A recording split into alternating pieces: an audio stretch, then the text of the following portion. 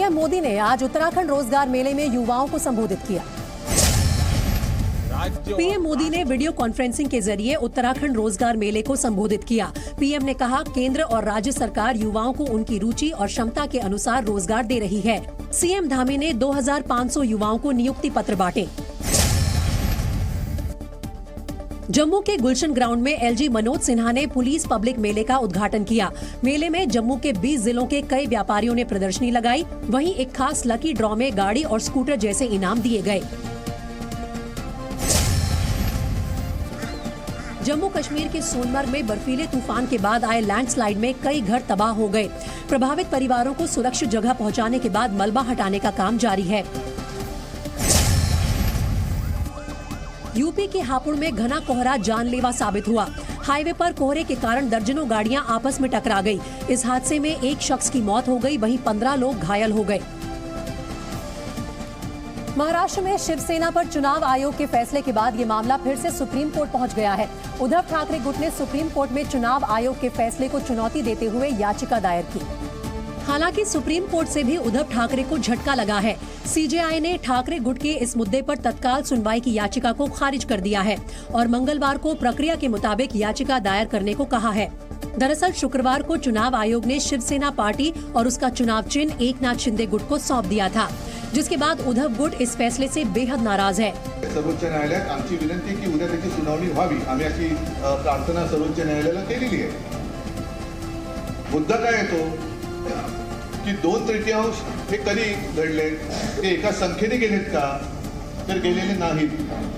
16 जण आधी गेलेत, त्यांची अपात्रतेची केस ती तिकडे दाखल आहे। सुप्रीम कोर्ट के झटके के बाद भी उद्धव ठाकरे गुट को उम्मीद है कि अगले 2-3 दिनों में कोर्ट चुनाव आयोग के खिलाफ याचिका की सुनवाई कर लेगी। आणि आनंद व्यक्त करायचा आहे की या त्यांच्या जी काही एक बेधुंदी होती त्याला सर्वोच्च न्यायालयाने चाप लावला, म्हणून आम्ही तुमच्याच माध्यमातून आणि प्रसिद्धी प्रिंट मीडियातून वाचलं की दूसरी तरफ एकनाथ शिंदे गुट ने संजय राउत के खरीदने के आरोप को झूठा बताते हुए महाराष्ट्र के नासिक में राउत के खिलाफ शिकायत भी दर्ज करवाई है। वहीं उद्धव ठाकरे ने आज अपने कार्यकर्ताओं और समर्थकों में जोश भरने के लिए शिवसेना भवन मातोश्री में बैठक बुलाई, जिसमें उद्धव गुट के सभी विधायक और संगठन के नेता शामिल हुए।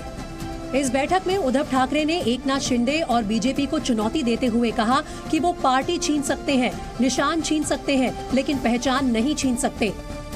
त्यांनी शिवसेना नाव चोरलं तरी ठाकरे नाव नाही चोरू शकत।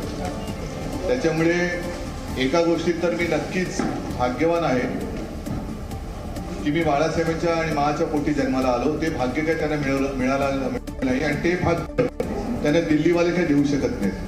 बैठक में अपने समर्थकों को संबोधित करते हुए उद्धव ने बीजेपी की सरकार से देश को खतरा तक बता दिया और कहा कि आज जो मेरे साथ हुआ वो कई लोगों के साथ हो चुका है और आगे भी हो सकता है। अगर 2024 में इनको नहीं रोका गया तो देश में तानाशाही आ जाएगी। त्यांनी शिवसेनेवर लादण्याचा प्रयत्न केला। ही परिस्थिती उद्या देशातल्या कोणत्याही पक्षावरती ते आणू शकतात।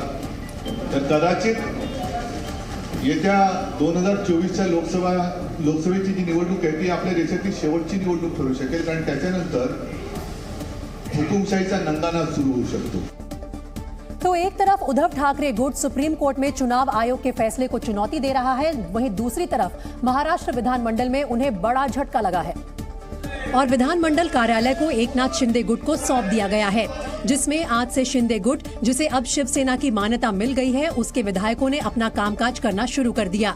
इलेक्शन कमिश्नर जो आदेश दिया है, शिवसेना का अधिकृत मान्यता हमको मिली है और ये विधान भवन है। विधान भवन में हर पार्टी को कार्यालय दिया है। हमने वही शिवसेना का कार्यालय जो है उसी में जाके हमारा कामकाज शुरू किया।